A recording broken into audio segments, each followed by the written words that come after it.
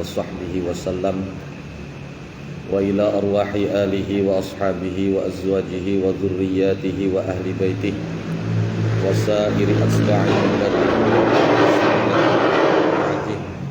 خصوصا أولياء وصلحاء أمته وإلى أرواح جميع مؤسسي جمعية نهضة العلماء ورؤسائها شورية وتنفيذية ومعمريها ومساعديها ومن أحسن إليها ومن كان سببا في انتشارها وإلى أرواح جميع أصحاب المعاهد الدينية والمجالس العلمية السنية التي أسست على السنة والجماعة وإلى أرواح جميع مشايخنا ومعلمينا وأساتذنا ومن استفدنا عنده ومن أجازنا من المبتدأ إلى المنتهى ثم إلى أرواح جميع مؤلفي ومصنفي الكتب الشرعية وآلتها خصوصا مؤلفي ومصنفي الكتب التي تعلمنا وعلمناها ونخص خاصة إلى روح مؤلف متن الغاية والتقريب القاضي أبي شجاع ومؤلف التذهيب في أدلة متن الغاية والتقريب الأستاذ الدكتور مصطفى ديب البوغا رحمهم الله تعالى ونفعنا بهما وبعلومهما وبعلوم مشايخنا وعلوم سائر عباده الصالحين. الفاتحة.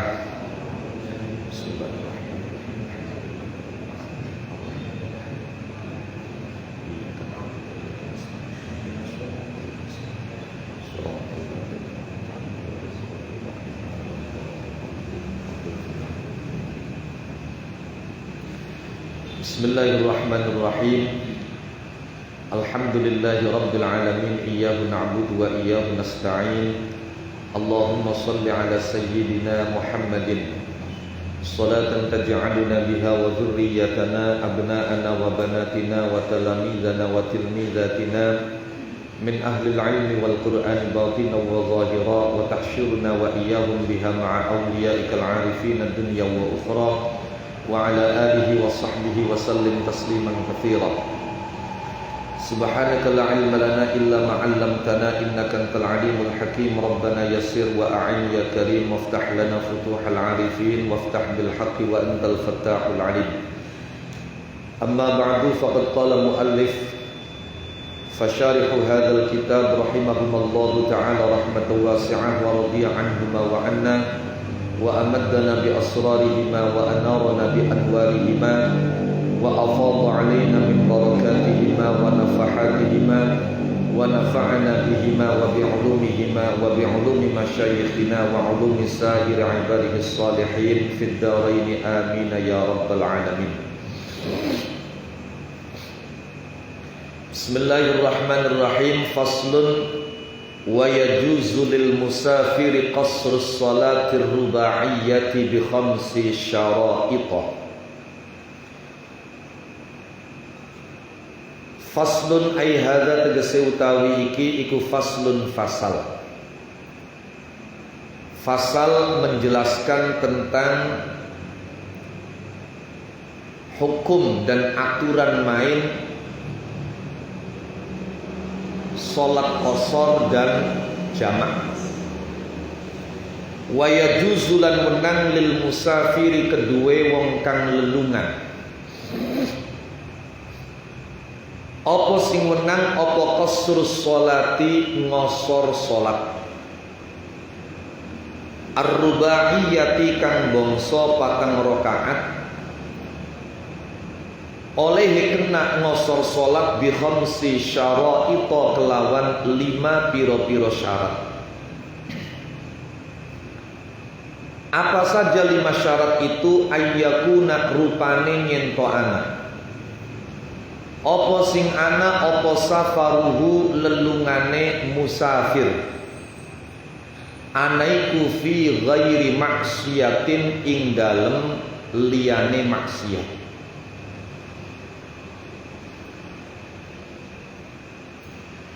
Dalil bahwa musafir boleh mengqasar sholat yang 4 rakaat sehingga dalam pelaksanaannya hanya 2 rakaat.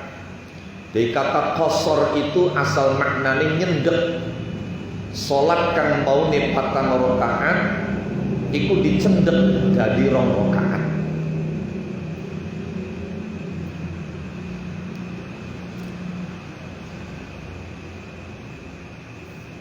Dalile liqaulihi ta'ala krana dawe Allah ta'ala rupane dawuh wa idza darabtum fil ardi falaysa 'alaikum junahun an taqsuru minas shalah in khiftum ay yaftinakumul ladzina kafaru. Wa idza darabtum lan ing dalem nalikane lelungan sapa sira kabeh.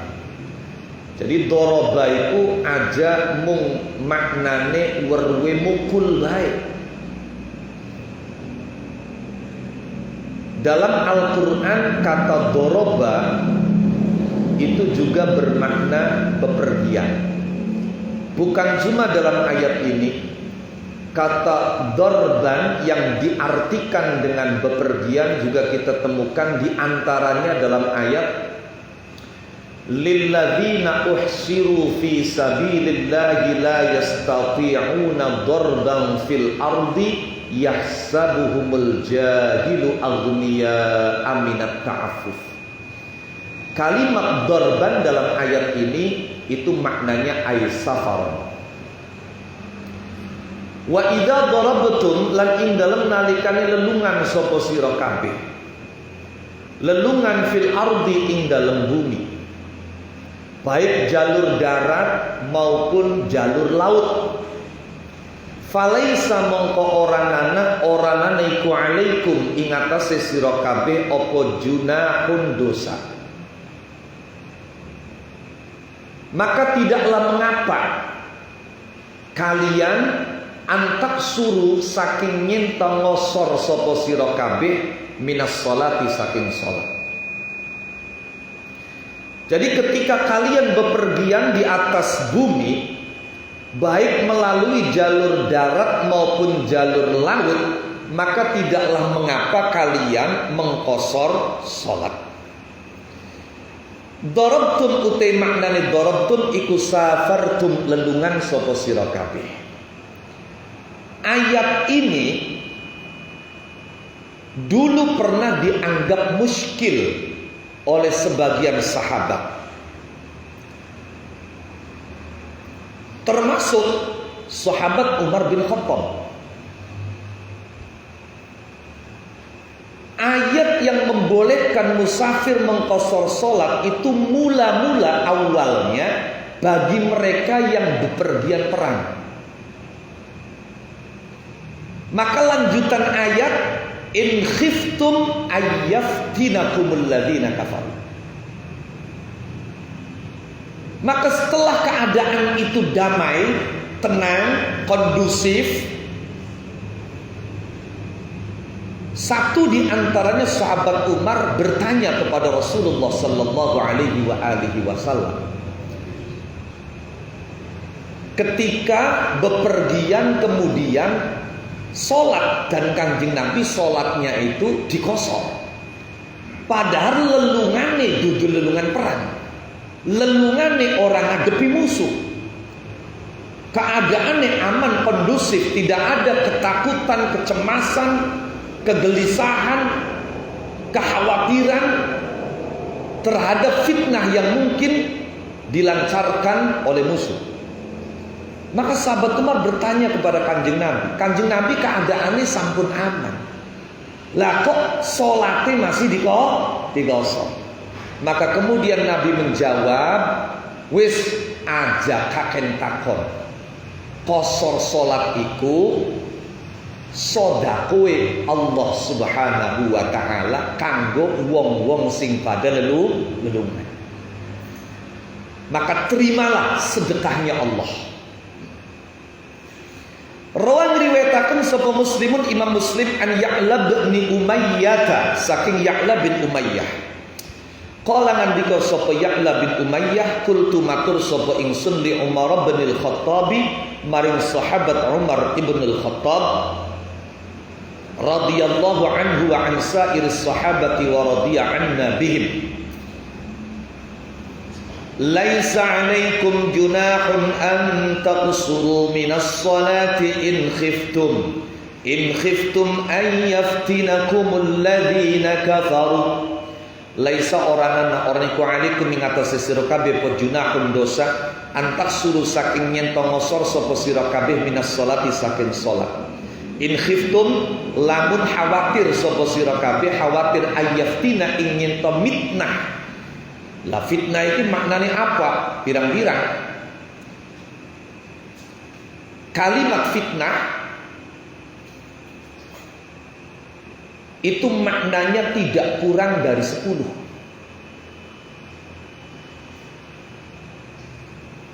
Bahkan berdasarkan penelitian lanjutan yang dilakukan oleh guru saya, ditemukan 3 makna fitnah sebagai tambahan dari 10 makna fitnah yang sebelumnya sudah ditemukan.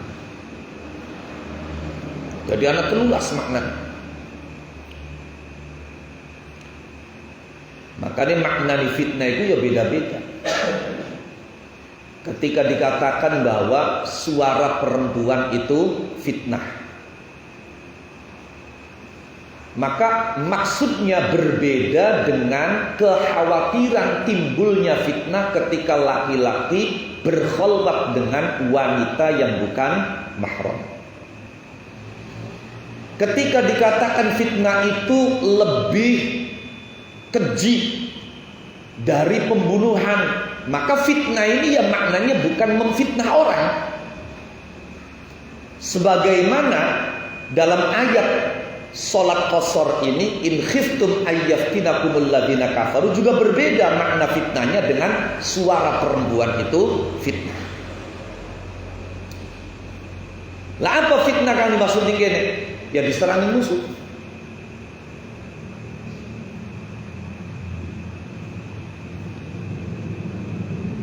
In khiftum lamun khawatir sapa sira kabeh ayyaftina ing yen to mitnah kum ing sira kabeh sapa alladzina wong akeh kafaru kang padha kufur sapa alladzina.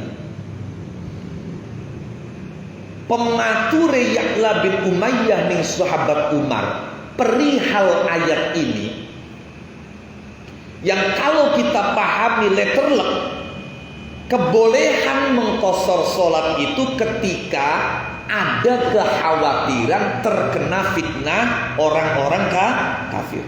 Maka kata Ya'la bin Umayyah, faqad aminan nas. Faqad amina mongko teman-teman wis aman sapa annas manusa. Keadaannya wis aman. Sudah tidak ada kekhawatiran terancam, ketakutan, diserang. Suasananya sudah kondusif. Lah kok salate masih dikosor. Faqala mongko matur sapa Ya'la bin Umayyah. Faqala mongko ngandika sapa Umar ibnul Khattab. Ajibtu mimma ajibta minhu. Saya juga pernah mengalami keheranan seperti kau mengalami keheranan. Ajibtu gumun sapa ingsun, aneh sapa ingsun. Mimma saking perkara ajibta kang gumun sapa sira minhu saking ma. Karena saya merasa aneh, maka saya langsung menanyakan hal ini kepada baginda Rasul Muhammad sallallahu alaihi wasallam. Fasa'altu mongko takon sapa ingsun takon Rasulullah ing Kanjeng Rasulullah Muhammad sallallahu alaihi wa alihi wasallam an zalika saking mengkono-mengkono qasar salat faqad aminan nas. Faqala mongko ngandika sapa Kanjeng Nabi, ketika aku tanyakan ini kepada Kanjeng Rasul, maka beliau menjelaskan, shadaqatun tasaddaqallahu biha alaikum. Utawi ngosor salat iku shadaqatun sedekah. Tasaddaqo kan sedekah sapa Allahu Gusti Allah biha kelawan sedekah alaikum ing atase sira kabeh. Wis ajakaken takon. Itu adalah sedekahnya Allah pada kalian. Lah wis disedekahin Gusti Allah, masa diterima? Terima. Faqbalu mongko nrima sapa sira kabeh sedaqatahu ing sedekahe Allah.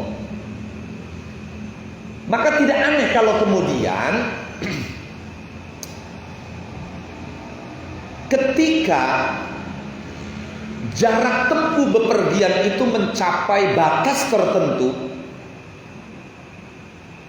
seperti halnya Imam Abu Hanifah, itu beliau mewajibkan qasar. Karena itu Grand Syekh Al-Azhar, Syekh Ibrahim Al-Bajuri menjelaskan bahwa kalimat wa yajuzu lil musafir itu maknanya bukan boleh.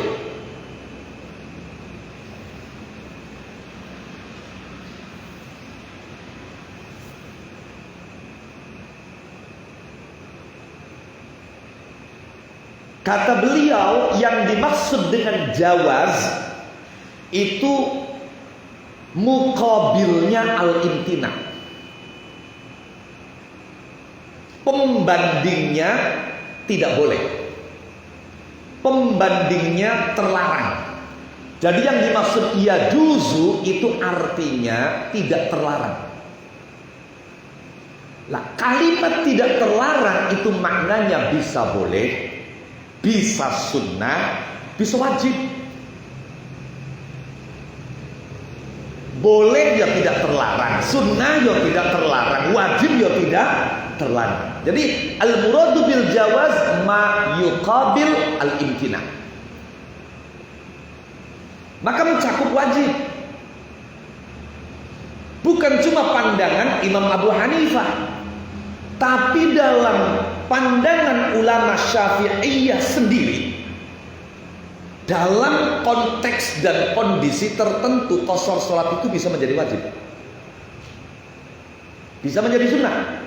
Sunnahnya ketika kita mencapai batas yang digunakan oleh Imam Abu Hanifah. Karena Imam Abu Hanifah mengatakan Allah,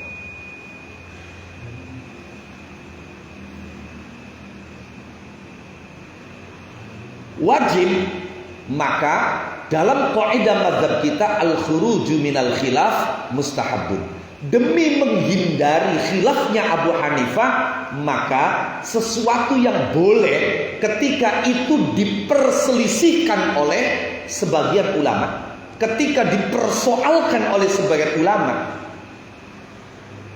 maka levelnya meningkat, bukan cuma boleh tapi menjadi sunnah. Bisa menjadi wajib. Kapan?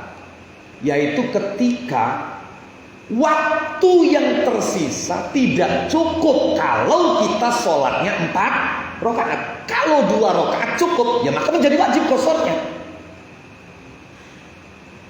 Seandainya waktu yang tersisa itu tidak cukup untuk menjalankan 4 rakaat.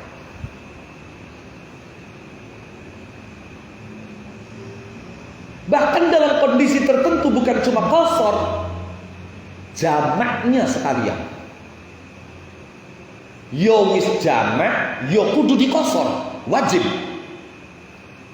Yaitu ketika kita sudah lihat jamak, pada saat transit, pada saat berhenti, waktunya tidak cukup. Seandainya kita hanya sholat jamak tanpa mengqasar, maka di samping jamak kita wajib mengqasar. Jadi yang dimaksud dengan wayajuz itu adalah muqabilnya al-imtina, sehingga mencakup sunnah juga mencakup wajib.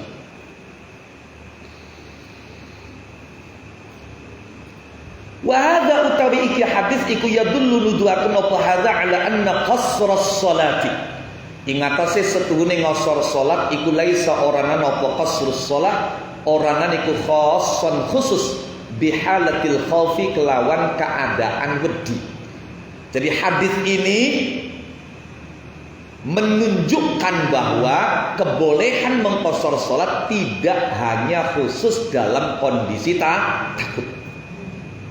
Dengan demikian, maka mafhum syarat yang ada dalam ayat la ma'nan lahu. Oh, itu nanti kajian usul fikih ini tentang mafhum sifat, mafhum syarat, mafhum adad. Maka mafhum syarat, in khiftum ayyaftinakumul ladzina kafaru, setelah adanya penjelasan dari Rasul, maka la maknan lahu, tidak menjadi qayyid. Oke. Warawalan riwayatakan sapa al-Bukhari Imam Bukhari wa Muslimun lan Imam Muslim an Anasin saking sahabat Anas bin Malik radhiyallahu anhu an sairis sahabati wa radhiya anna bihim. Qala ngandika sapa Anas, shallaitu salat sapa ingsun az-zuhra ing salat zuhur ma'an nabi ing dalam sartane Kanjeng Nabi Muhammad sallallahu alaihi wa alihi wasallam bil Madinati ing dalam Madinah arba'an kelawan patang rakaat wal asra lan ing salat asar bidil Hulaifati ing dalam tanah Dzul Hulaifah raka'ataini kelawan rong rakaat. Diceritakan oleh Anas bin Malik sebagaimana diriwayatkan Al-Imam Al-Bukhari dan Al-Imam Muslim, aku sholat zuhur bersama dengan Nabi ketika masih di Madinah 4 rakaat. Masih genap.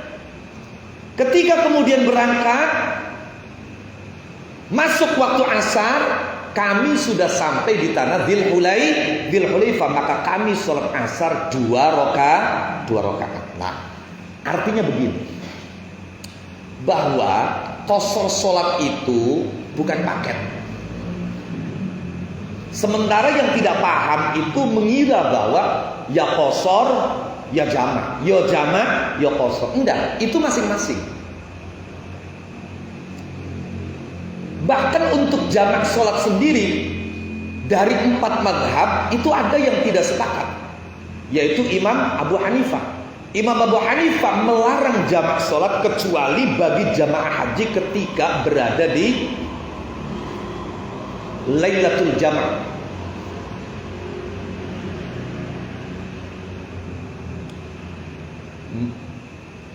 Ketika malam mereka menjelang besoknya akan balang jumroh. Muzdalifah. Selain itu tidak boleh. Kenapa? Karena sholat itu waktunya sudah pasti. Maka zuhur ya harus di waktu zuhur, asar harus di waktu asar. Nggak boleh zuhur di waktu asar. Karena inna sholata kanat 'alal mu'minina kitaban mawquta. Ini versi Imam Abu Hanifah.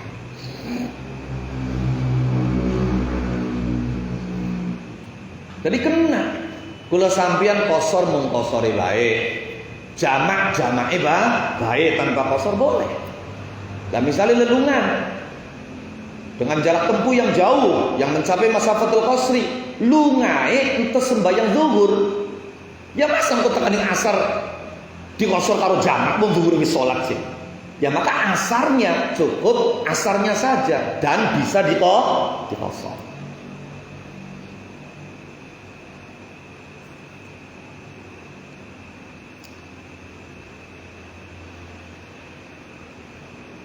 Nah kemudian praktek. Oh itu nanti ada dalam hadis berikutnya. Baik, kita lanjutkan. Wa yajuzu lil musafir qasrus shalatir rubaiyah.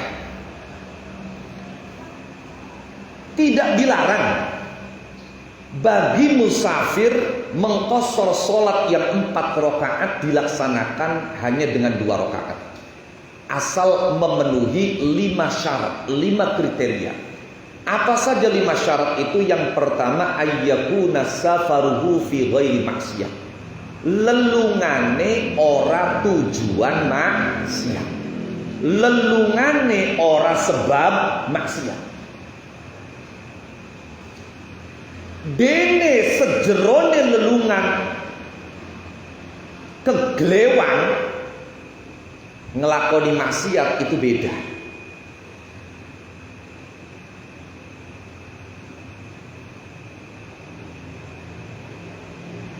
Tetap masih boleh menjalankan dispensasi yang diberikan kepada musafir. Boleh tarakhus bi rukhasis safar. Kalau maksiat di dalam bepergian. Tapi kalau bepergian di dalam maksiat sebelum dia taubat tidak boleh. Contoh, sampai lunga, tujuannya apa? Arpan judi. Sampai lunga tujuannya arpan ngedet. Oh, bahasa bocah sekini ngedet. Apa ngedetku? Atau misalnya rabi lunga semume laki purik jaluk ditokokaken kalung ditokokaken purik. Atau budak minggat sengane majikan, maka iki lelungane arane lelungan masih dudu maksiat ning lelungan. Memang lelungane maksiat. Maka bulan Ramadan sepira lelungane aduk marang luar negeri misalnya, tidak boleh menjalankan ruksa safar. Tidak boleh berbuka, tidak boleh jamak sholat, tidak boleh qasar sholat. Wa ma ila dzalik. Jadi syarat yang pertama, bepergiannya bukan dalam maksiat. Kenapa? Karena ar-rukhas la tunatu bil ma'asi. Dispensasi yang Allah siapkan itu tidak digantungkan dengan kemaksiatan. Baik, syarat yang berikutnya wa antakuna lan yenta'ana apa masafatuhu jarak tempuhe safar. Aniku sittata asyara 16 apane farsah. Syarat yang kedua, jarak tempuhnya itu tidak kurang dari 16 farsah. Lah 16 farsah itu kalau sekarang berapa kilometer? Ulama beda-beda. Ana sing ngomongaken 93, ana sing ngomongaken 85. Kalau versi kitab ini 16 farsah sama dengan 81 kilometer.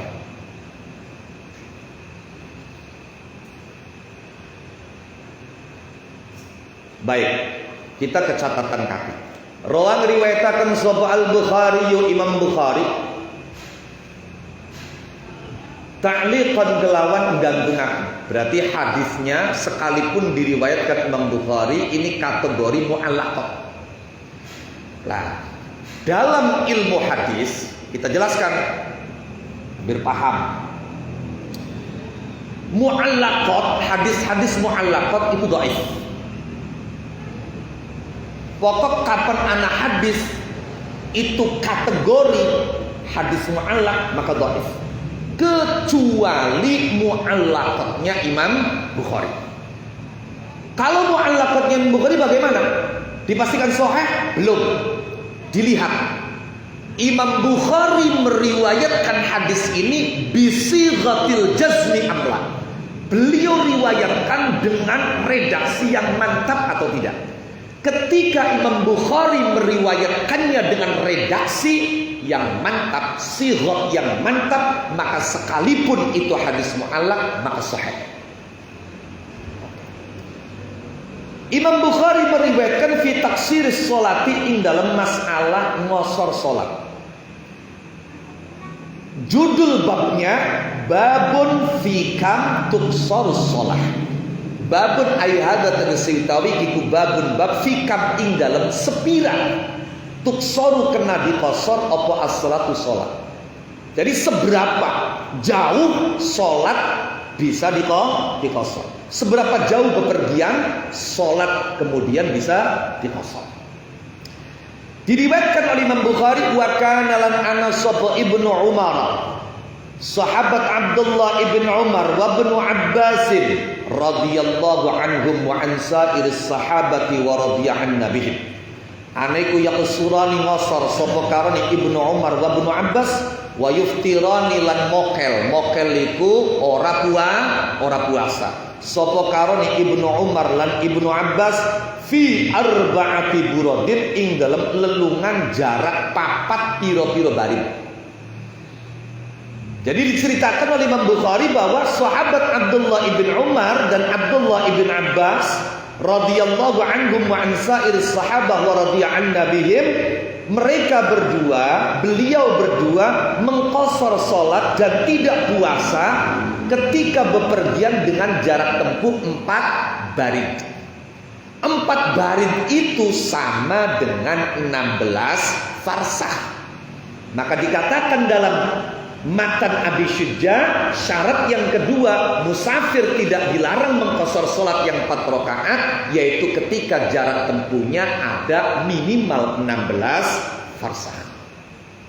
Wa hiya utai arba'atu burad iku 16 apane farsah. Hitungan sing mekene wis beli kanggut ning Arabe dhewe kok wis laka. Kam farsah wis laka, kam barid laka.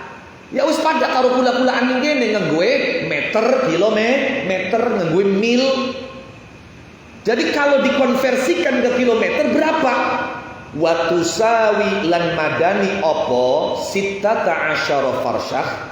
Wa tusawi lan madani apa 16 farsah 81 kilometron. 81 kilometron ing 81 kilometer. Apa nih takriban kira-kira? Jadi kira-kira ya 81 kilometer. Kalau ke arah barat dari sini Subang ya sudah Masafatul Qasri itu sudah 81 kilo lebih. Kalau ke arah timur ya Brebes, Sambut ya Brebes ya. Tegal. Nah.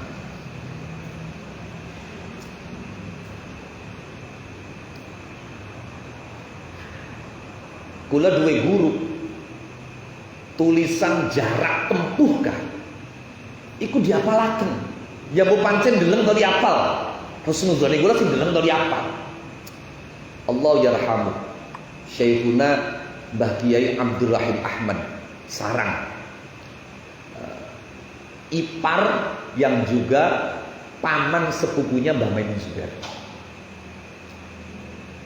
Niku kula anyar-anyaran mondok mereka sowan niku. Ditakoni. Pertama beliau cerita tentang nasab Sunan Gunung Jati, bahwa beliau juga masih ada darah ke situ melalui Sumedang.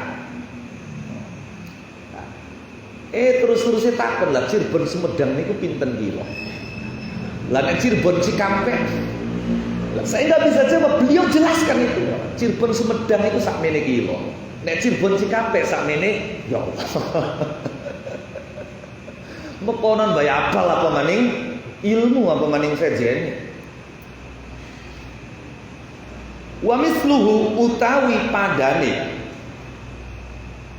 yaqsurani wa yuftirani iku yuf'alu dilakoni apa mislu tauqifan kelawan piwulang saking Kanjeng Nabi.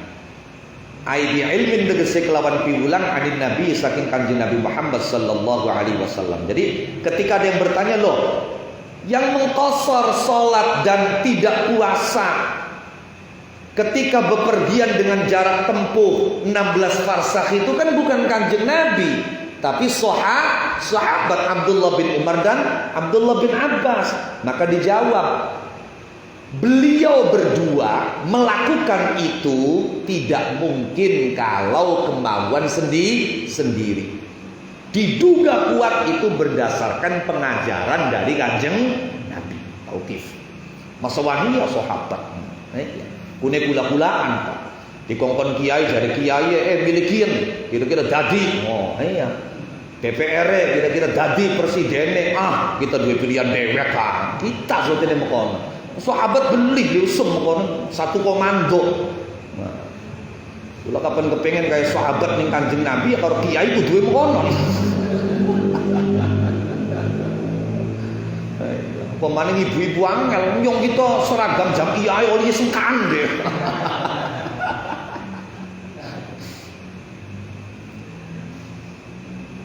Pun, itu syarat yang kedua. Syarat yang ketiga, wa ayyakuna lan yenta'ana sapa wong aniku muaddiyan wong kang nekani lis sholati maring salat ar-rubaiyati kang bangsa patang rakaat.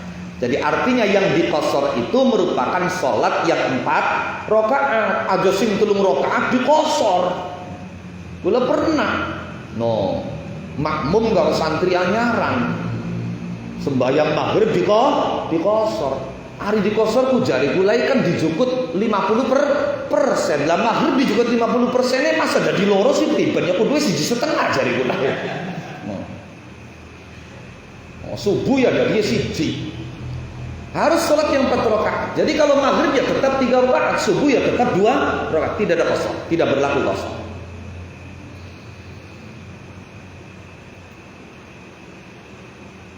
Lamun ana wong duwe kodok ning omah, toli duwe salat kodok ning omah, toli sembayange bayare nalikane lelungan, tapi kodok omah dimbu. Jadi duwe kodok salat ning omah ora dikodok kodok dimbu waya lelungan toli nembe dibayari kodoke. Ya tetep yang kodoke ning omah sepira dilakonane lagi lelungan ya tetep kaya waktu ning omah 4 rakaat ya tetep 4 rakaat. Wa kadzalik lamun gula duwe utang salat nalikane lelungan toli dikodoke ning omah ya prakteke ora kena dikosor, tetep kudu 4 rakaat. Bismillahirrahmanirrahim. Ayyuqsaru tegese ngosor sapa wong. Ayyaqsuru tegese ngosor sapa wong as-shalata ing salat ar-rubaiyata kang bangsa 4 rakaat allati yuaddi kang nekani sapa wong ha ing as-shalah ar-rubaiyah halas safarin dalam tingkah lelungan. Falau qadha mangko lamun ngodoni sapa wong faitatal hadari ing salat kang pot waktu ana ning omah. Faitatal hadari ing salat kang pot waktu ana ning omah dikodonane fis safari ing dalam lelungan fala yaksuru mongko ora kena ngosor sapa wong. Demikian pula sebaliknya wa kadzalika lan kaya mengkono-mengkono layak suruh idza qadha ing dalam nalikane ngodoni sapa wong faitatas safari ing salat kang pot waktu lelungan dikodonane fil hadari ing dalam ananing omah. Syarat yang keberapa? Ketiga, syarat yang ketiga, wa ayyan wiyalan nyenton niat sapa wong al-qasra ing ngasor ma'al ihrami oleh niat ing dalam sartane takbiratul ihram.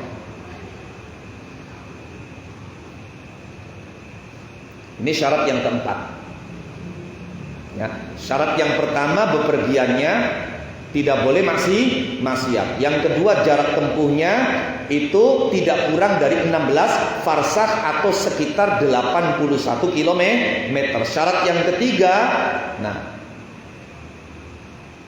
mendatangi sholat yang 4 rakaat. Jadi yang ditosor itu sholat yang 4 rakaat dan dikerjakan ketika bepergian. Dan itu sholatnya ya sholat yang memang wajib untuknya ketika dia bepergian.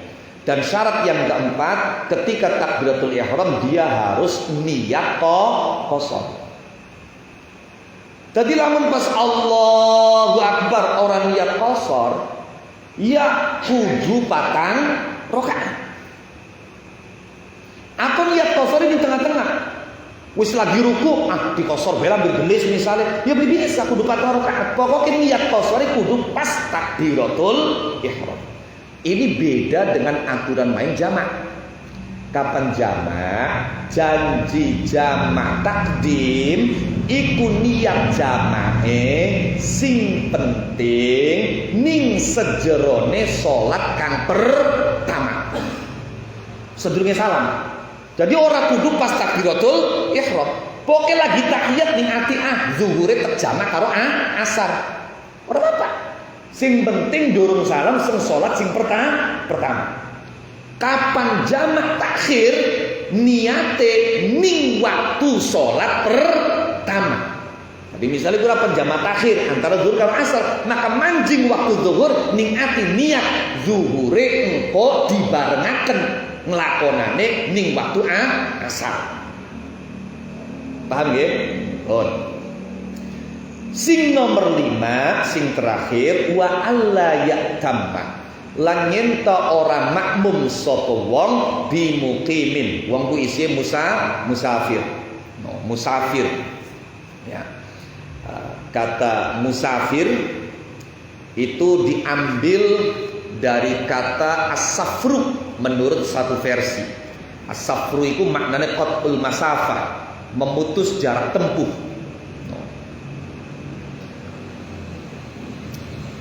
Seakar dengan kata itu adalah isfar, yang artinya memperlihatkan.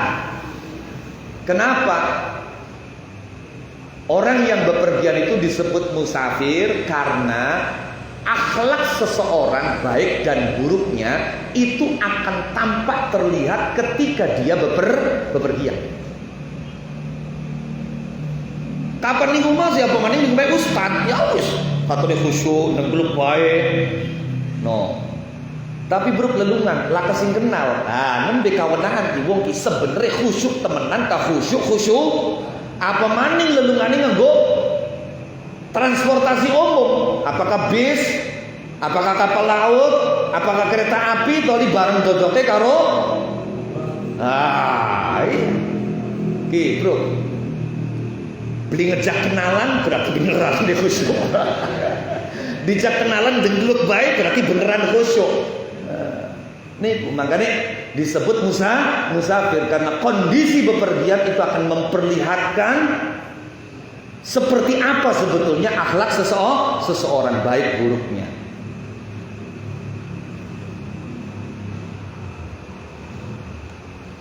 Bismillahirrahmanirrahim. Kita kembali syarat yang kelima wa alla ya'tamma bimuqimin. Jadi syaratnya tidak boleh makmum kepada orang yang mukim. Jadi kalau mau jamaah orang yang qashar harus makmum dengan orang yang juga mengqashar salat. Kapan kadung makmum karo wong sing sembahyang sempurna, wong sing mukim, ya maka kudu diterusaken salat sing sempurna sekalipun mau takbiratul ihram niate qashar. Ulangi niat qashar. Allahu akbar. No. Yang ngaranane ki makmum yang kula makmum ning wong ning masjid ki ngaranane pada bae musafir apa sih nganggo celana. No, nganggo celana. Harus sing kan nganggo sarung ditek makmumi sebab biasa bakal wong sarung wong kene dhewek sing nganggo sarung.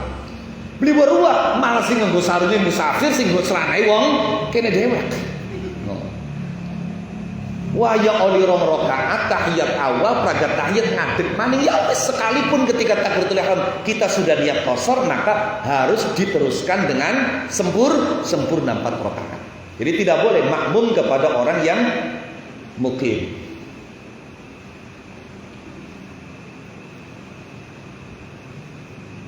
Bismillahirrahmanirrahim. Catatan kaki lagi.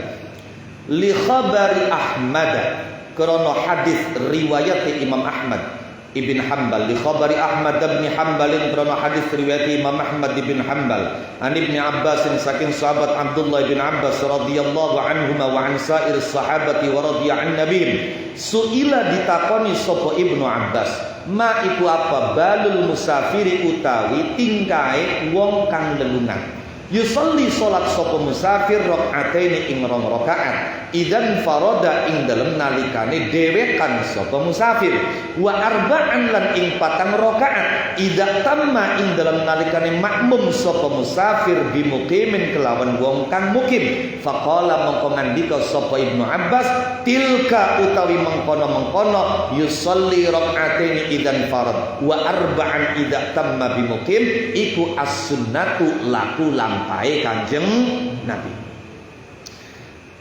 Diriwayatkan oleh Imam Ahmad bin Hanbal bahwa sahabat Abdullah bin Abbas, sahabat muda tapi alimnya ngalah-ngalahi akeh-akeh sahabat kang sepuh kang senior.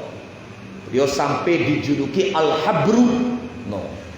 Ibarat apa ya? Seperti pendeta saking alim. Beliau juga dijuluki Tarjumanul Quran, penerjemah Al-Quran. Yaitu beliau ditanya,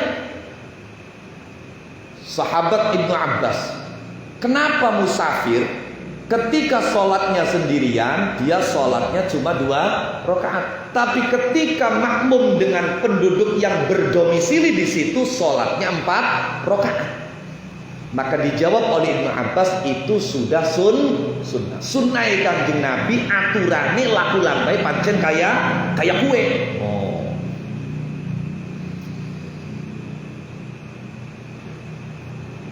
Bon. Nih, sepindah malih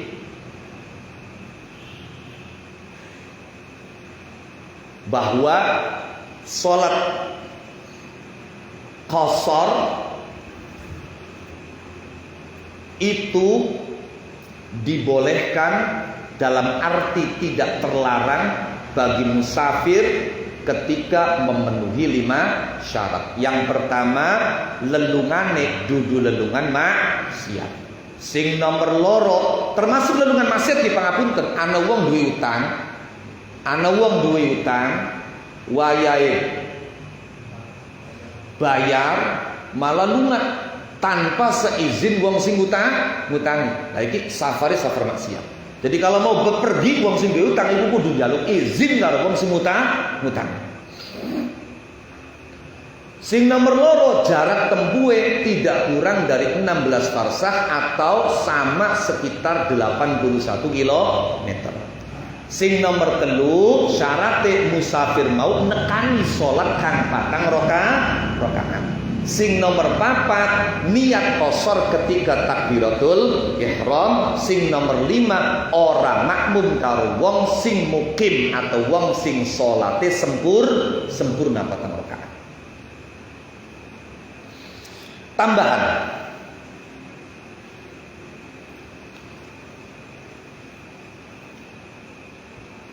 sholat qashar ini menurut para ulama disyariatkan pada tahun keempat dari hijrah. Jadi setelah Kanjeng Nabi hijrah ke Madinah 4 tahun kemudian, itu ada syariat mengenai tentang qashar salat. Keterangan ini sebagaimana dijelaskan oleh Imam Ibnul Athir.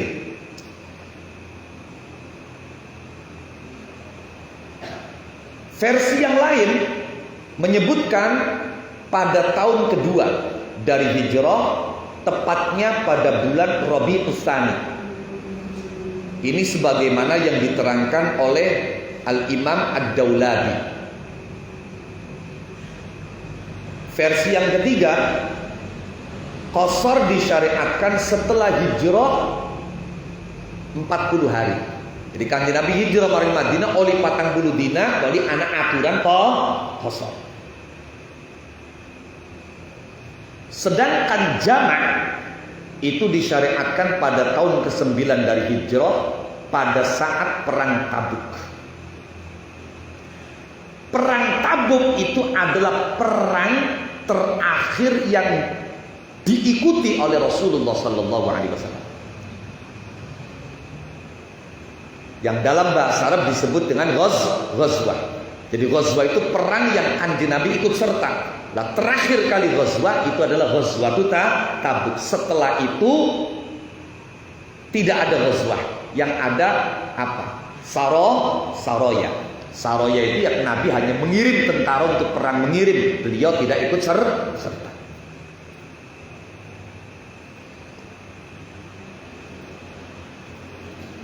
Wa yajuzu lil musafir ay yajma'a baina adh-dhuhri wal 'ashri fi waqti ayyihi masya. Sebetulnya kita ingin selesaikan satu fasal, tapi ini waktunya ya. Waktunya, sedangkan pembahasan tentang jamak juga perlu panjang. Karena nanti insya Allah kita akan jelaskan bukan cuma menjamak sholat karena bepergian, tapi juga menjamak sholat karena sakit, menjamak sholat karena hujan, dan menjamak sholat karena kebutuhan, karena ada kepentingan. Nah, itu maka perlu keterangan yang cukup panjang. Maka insya Allah pembahasan tentang jamak kita akan sampaikan pada pertemuan berikutnya. Naqif huna wallahu a'lam bishawab. Al-Fatihah.